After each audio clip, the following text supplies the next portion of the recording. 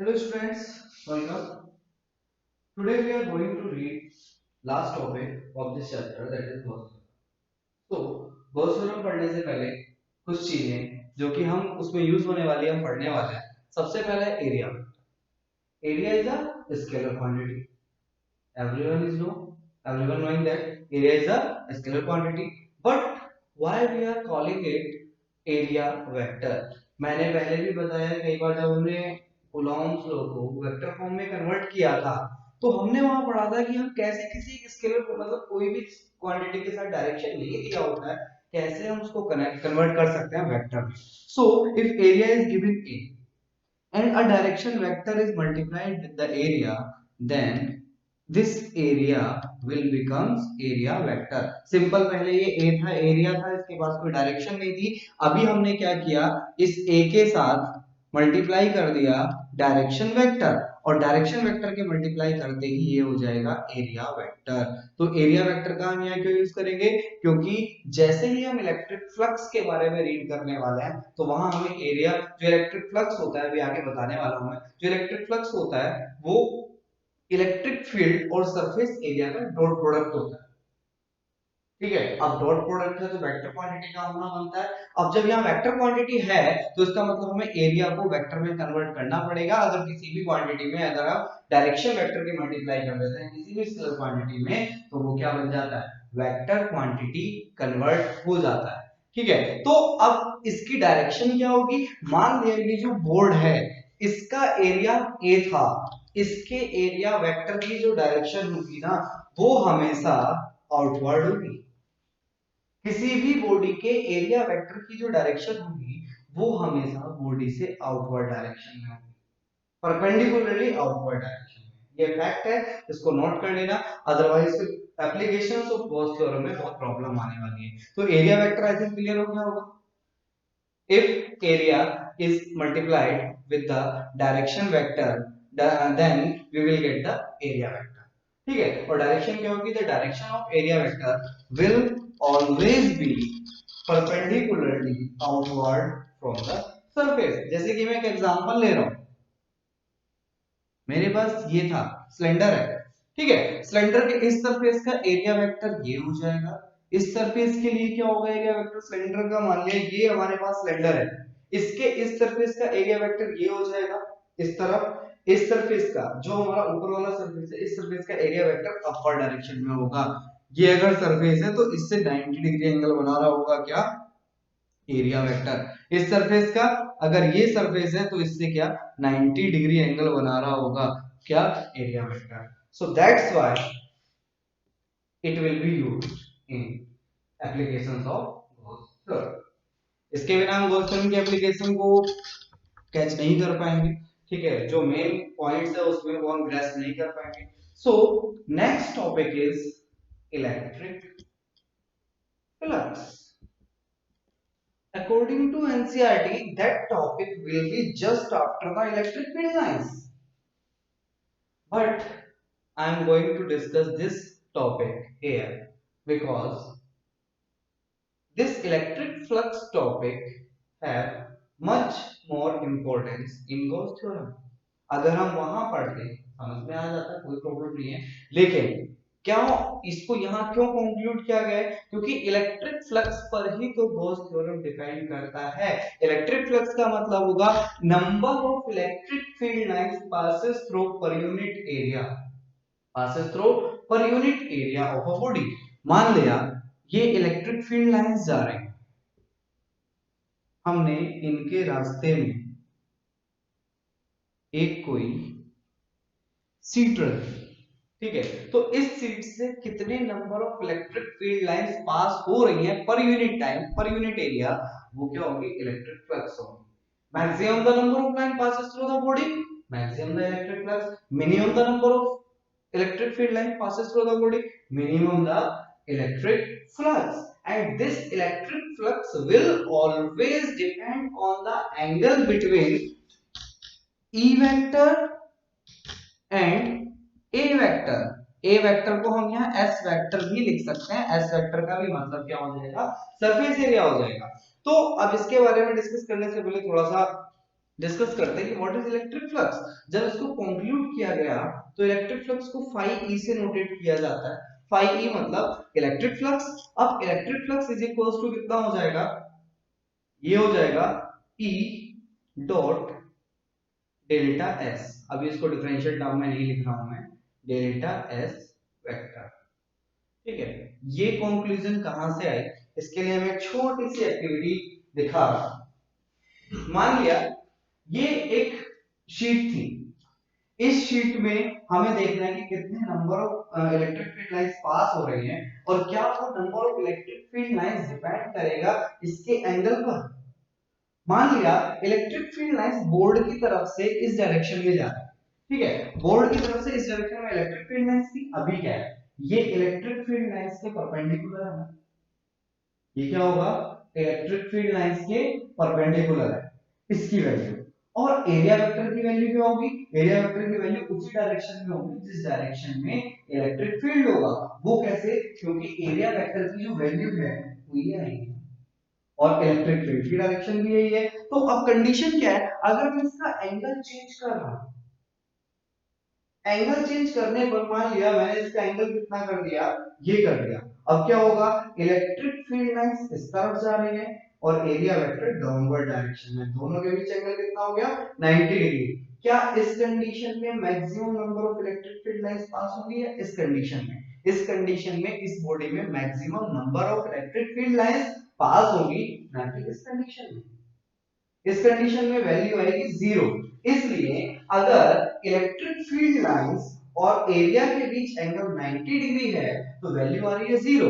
लेकिन अगर एरिया और इलेक्ट्रिक फील्ड लाइंस के बीच एंगल कितना था, 0 डिग्री था, तो वैल्यू आ रही थी मैक्सिमम। ये किस केस में हो सकता है, cos 0 is equals to 1 and cos 90 is equals to 0। तो इसका मतलब हम सीधा सीधा कंक्लूजन करके, अभी हम डॉट प्रोडक्ट नहीं लगा रहे हैं, कंफ्यूजन हो जाएगा, ठीक है, हमने सीधा सीधा लिख दिया, ये तो बाद में कंक्लूड करके आएगा। Phi E is equals to E delta S cos theta, क्योंकि वो किस पे डिपेंड कर रहा था, फाई ई का मतलब था number of electric field lines passes through that body. तो अब क्या होगा, यहां से हमने क्या कंक्लूड कर दिया कि E delta S cos theta मतलब इलेक्ट्रिक फ्लक्स किस पे डिपेंड कर रहा है, इलेक्ट्रिक फील्ड पे भी डिपेंड कर रहा है, वो एरिया पे भी डिपेंड कर रहा है। सीधा सा है, जितना ज्यादा बड़ा एरिया होगा, अगर मैं इसके कंपैरिजन में अगर मैं बोर्ड को ले रहा हूं तो बोर्ड के पास इलेक्ट्रिक फील्ड ज्यादा होगा ना, डेफिनेटली ज्यादा होगा, क्यों, एरिया ज्यादा है, जितना ज्यादा एरिया उतना ज्यादा इलेक्ट्रिक फ्लक्स पास होगा, ठीक है। और cos थीटा वो एंगल पर भी डिपेंड करेगा, ये cos थीटा किसके बीच एंगल है, this is the angle between, यहां एरिया वेक्टर कुछ इस डायरेक्शन में होगा, ये हमने डेल्टा एस वेक्टर लिया, और ये किसकी डायरेक्शन है, ई वेक्टर की डायरेक्शन है। क्या दोनों पैरेलल आ रहे हैं, डेफिनेटली आ रहा है, और इनके पैरेलल आने से कंडीशन क्या बनती है कि दोनों के बीच का एंगल कितना हो जाएगा, जीरो। जीरो होने पर मतलब अगर हम इसमें लिख दें, if cos theta is equals to zero then phi e is equals to maximum, if cos theta is equals to 90 degree then phi e is equals to minimum या जीरो। इतना तो समझ में आना चाहिए, ठीक है। अब अगर यहाँ cos थीटा आ रहा है तो cos थीटा जरा कंप्यूट करो कहाँ आता था, that was in dot product. तो डॉट प्रोडक्ट के लिए हम क्या करेंगे, phi e is equals to e dot delta s। मेरा ये स्टेटमेंट ही अभी यहाँ गलत है, क्यों गलत है, मैंने वेक्टर नहीं लगाया, ठीक है। अगर मैं बिना वेक्टर लगाए मैंने a डॉट b लिख दिया, ये these are just as multiply, ये दोनों केवल मल्टीप्लाई कर सकते हैं, बाकी स्केलर प्रोडक्ट के अकॉर्डिंग मल्टीप्लाई करेंगे, ठीक है, स्केलर क्वांटिटीज के अकॉर्डिंग मल्टीप्लाई करेंगे। अगर मैं इन दोनों के ऊपर वेक्टर लगा देता हूं, हाँ अब ये एक तरीके से वेक्टर के लॉज फॉलो करेगा, होगा तो इसका भी स्केलर ही, लेकिन हाँ अब ये स्टेटमेंट सही है कि हाँ ये दो वेक्टर क्वांटिटीज का डॉट प्रोडक्ट है, ठीक है। तो यहां पर डेल्टा एस होने का मतलब है कि अगर यहां delta S dot E dot delta S, E dot delta S, तो ये हमारे पास रिक्वायर्ड फॉर्मूला आ जाएगा। ये तो था हमारे पास पूरी बॉडी के लिए। अगर हम इनफाइनाइटेसिमल थिंग्स पे काम कर रहे हैं, बहुत छोटे छोटे पैचेस के लिए काम कर रहे हैं, मैंने 11th क्लास में एक चीज एक्सप्लेन की हुई है कि अगर हम इनफाइनाइटेसिमल चीजों पर काम कर रहा है तो हम डिफरेंशियल का सहारा लेंगे और डिफरेंशियल इक्वेशंस को इंटीग्रेट करके हम पूरी बॉडी के लिए वैल्यूज फाइंड कर सकते हैं। Then we have d phi e is equals to e vector dot ds vector. ये आ गया। अब ये जो प्रोडक्ट है वो स्केलर आएगा, इसलिए जो इलेक्ट्रिक फ्लक्स है वो स्केलर क्वांटिटी है। स्केलर क्वांटिटी होने के बाद इसकी जो डायमेंशन आएगी वो आएगी ml3t minus 1 a minus 1 ml3t minus 3 a minus 1 ml3t minus 3 a minus 1 that will be dimensional formula of electric flux। तो इलेक्ट्रिक फ्लक्स टॉपिक अच्छे से क्लियर हो जाना चाहिए क्योंकि इलेक्ट्रिक फ्लक्स से 1 मार्क्स में कई बार क्वेश्चन पूछ लिया जाता है। अब इसका मेन जो एप्लीकेशन है वो आएगा हमारा गॉस थ्योरम में। So now the next topic is Gauss theorem. ये सबसे लास्ट टॉपिक है इस चैप्टर का। इसमें एक छोटा सा और हम रिफॉर्मेशन कर सकते हैं। ये d phi e is equals to e vector dot ds vector. क्या ये एक डिफरेंशियल इक्वेशन की टर्म में बन रहा है? इस डिफरेंशियल इक्वेशन को हमने कर दिया इंटीग्रेट। ये आ जाएगा phi e is equals to integral e dot ds e vector dot ds vector या phi e is equals to integral e ds cos theta. ये हमारे पास फॉर्मूला आ जाएगा phi is equals to e ds cos theta। That will be the required formula for the electric flux। इसी को हम आगे use करने वाले हैं Gauss theorem. So the statement for Gauss theorem is the surface integral of electric field passes through a body and area vector will be equals to q upon epsilon naught or charge is divided by permittivity of free space।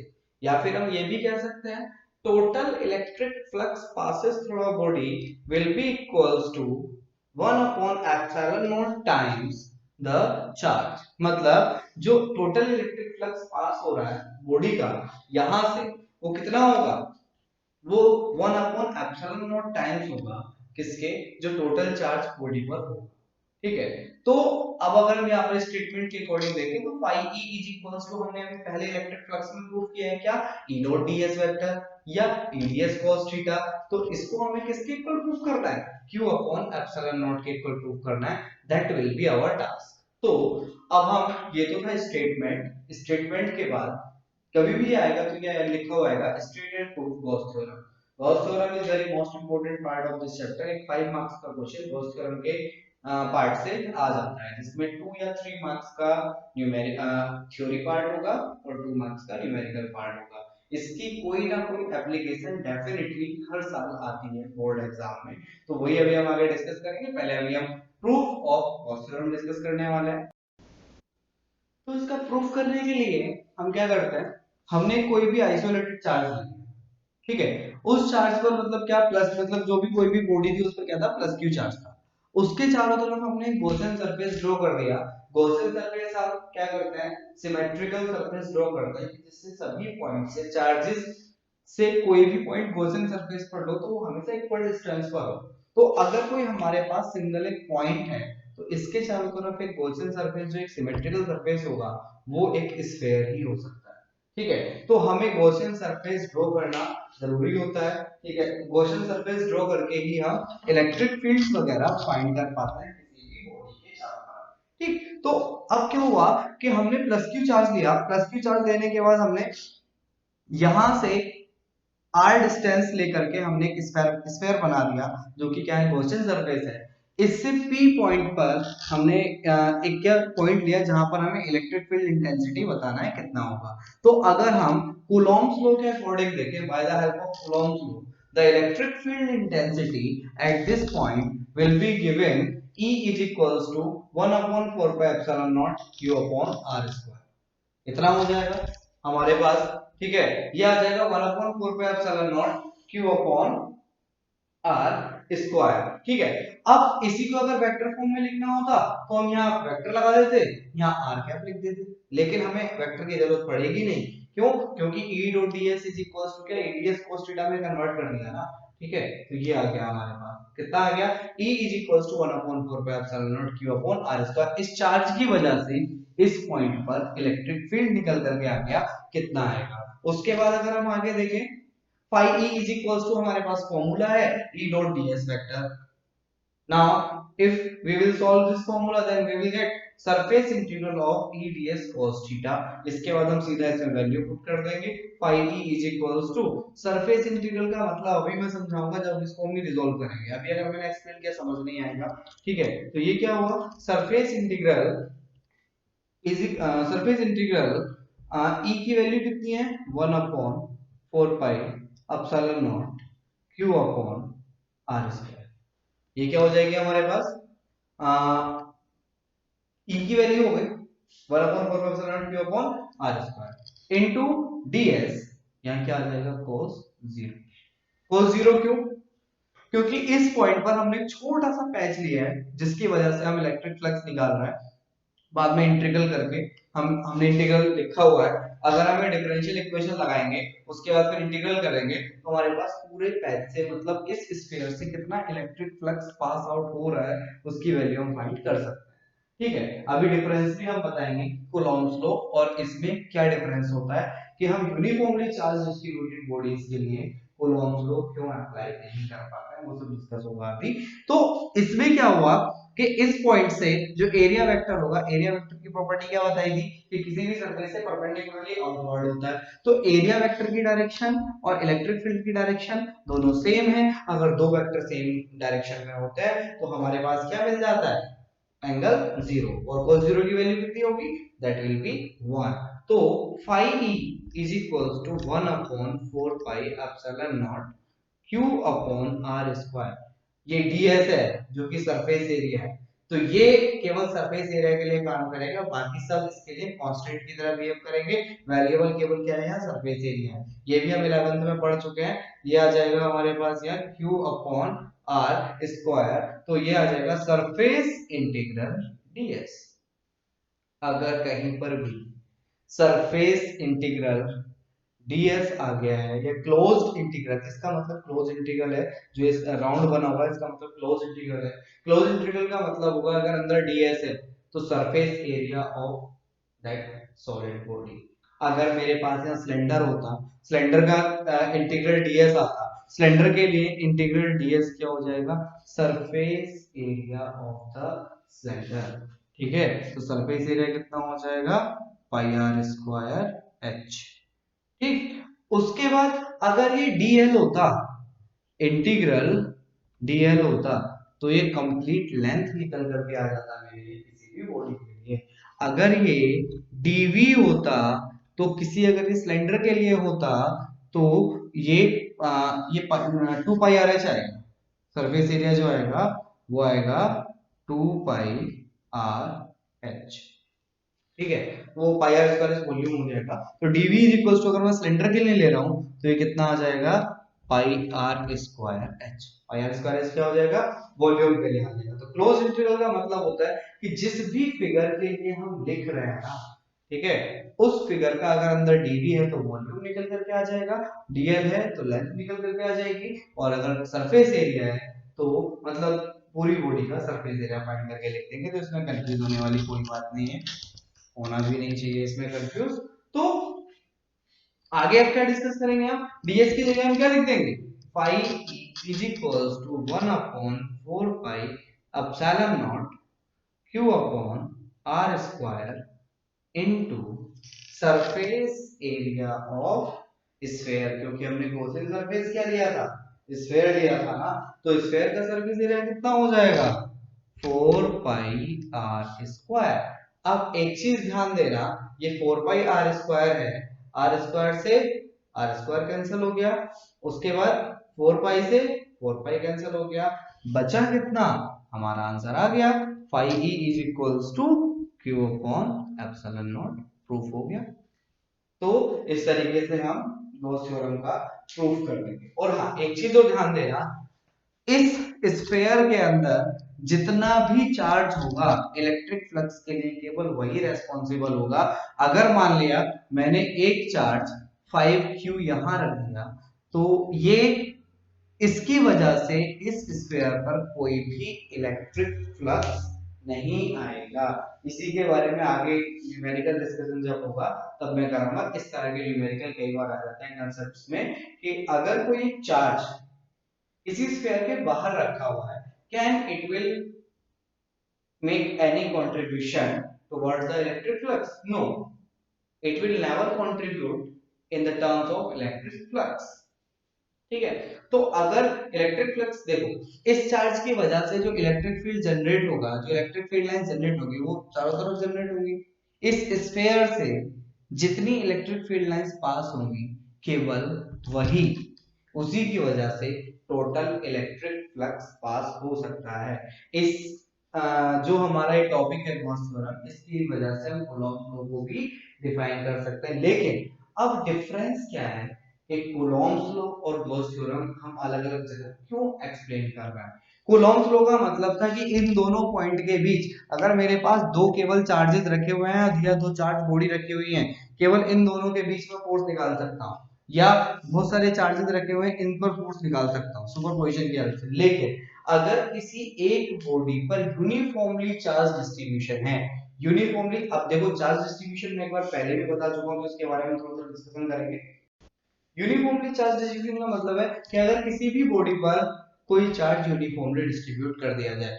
अगर हम ये non metallic कोई भी चीज लेते हैं, insulator लेते हैं, तो इंसुलेटर पर जहां चार्ज रख दिया, अगर मैंने चार्ज इस बॉडी को इतना चार्ज किया है, इफ इट इज इंसुलेटर, अगर ये इंसुलेटर है और मैंने इतने पार्ट को चार्ज किया है, तो केवल इतना ही पार्ट चार्ज होगा, पूरी बॉडी पर चार्ज नहीं जाएगा। लेकिन अगर मैं कंडक्टर ले रहा हूं ना, मैंने चार्ज यहां दिया, तो कंडक्टर की ये प्रॉपर्टी होती है कि वो चार्ज को कंडक्ट कर देगा और पूरी बॉडी पर यूनिफॉर्मली चार्ज डिस्ट्रीब्यूट कर देगा। तो अब ये कितनी दूर में, इतनी दूर में इलेक्ट्रिक फील्ड जनरेट करेगा।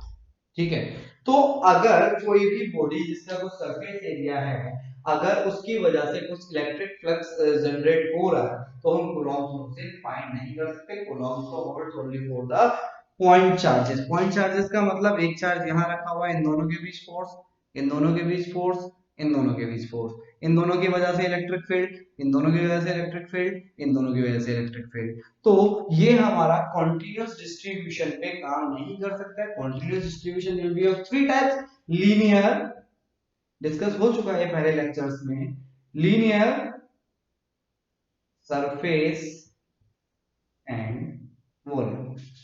लीनियर चार्ज डेंसिटी होती है lambda, surface charge, linear charge density हमारे पास लैम्डा होती है, सरफेस चार्ज डेंसिटी होती है हमारे पास सिग्मा, और वॉल्यूम चार्ज डेंसिटी होती है हमारे पास रो। ठीक है, इतना करने के बाद अगर हम इनको डिफाइन करें, तो लैम्डा इज इक्वल्स टू होगा dq upon dl, sigma is equals to होगा dq अपॉन dx, और रो इज इक्वल्स टू होगा dq अपॉन dv। तीनों से ही अगर मैं dq की वैल्यू फाइंड करना चाहूं, तो dq is equals to rho dv, dq is equals to lambda dl, dq is equals to sigma ds।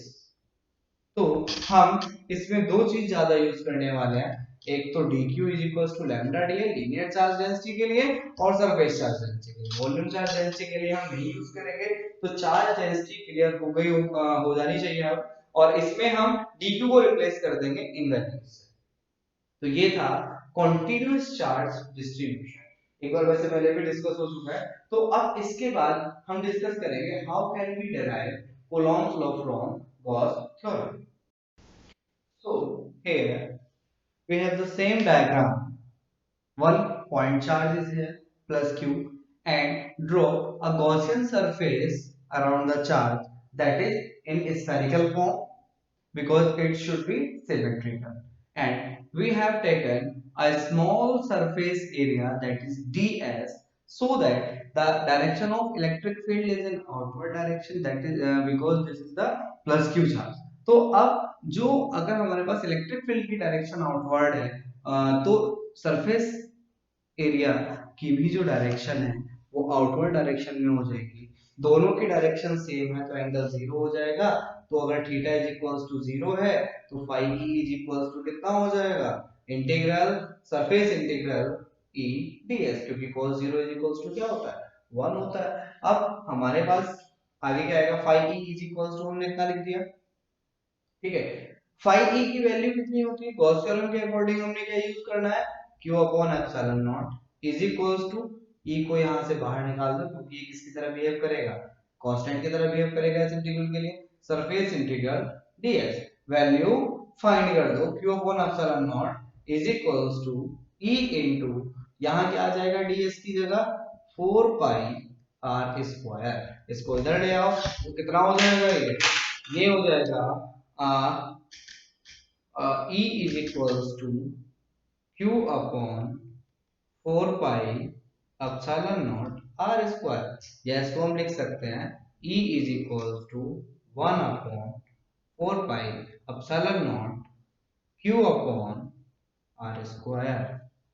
क्या ये हमारे पास फॉर्मूला था इलेक्ट्रिक फील्ड का, लेकिन हमें तो कूलॉम्स लॉ प्रूफ करना है ना, तो हमारे पास एक फॉर्मूला होता है E is equals to F upon q not.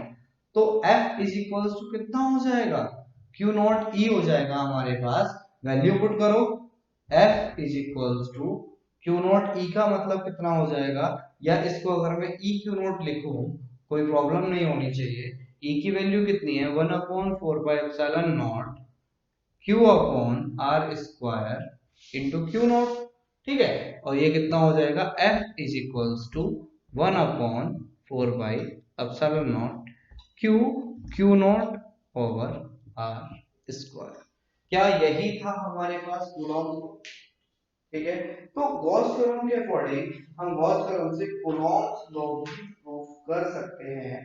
तो आज के लेक्चर में मैं इतना ही कराऊंगा, आगे नेक्स्ट लेक्चर में आप लोगों को सीखने के लिए मिलेगा how can we drive some formula for the applications of Gauss theorem.